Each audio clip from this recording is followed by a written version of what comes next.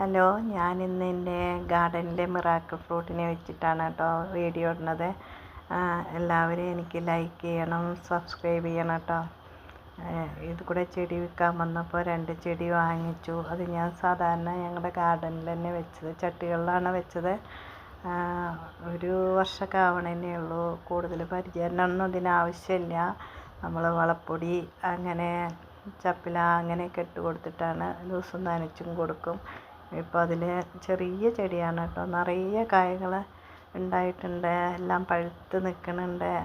അതിൻ്റെ ടേസ്റ്റ് നമ്മൾ അറിയണമെന്നുണ്ടെങ്കിൽ അത് കഴിച്ച് കഴിഞ്ഞിട്ടാണ് അറിയൂ. കാരണം ഭയങ്കര സ്വീറ്റായിരിക്കും, ഹൈലെപ്പോഴും ഉണ്ടാവും.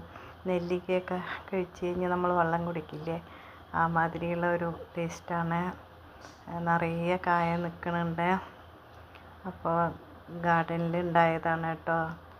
ചെറിയ ചെടിയാണ്, അധികം ഉയരമൊന്നുമില്ല. ഞങ്ങൾക്ക് ഗാർഡനിൽ വെച്ചപ്പോൾ അത് നല്ലൊരു ഭംഗിയും തോന്നും. കായകൾ കാണുമ്പോൾ വല്ല പൂക്കൾ പോലെയൊക്കെ ഉണ്ട്.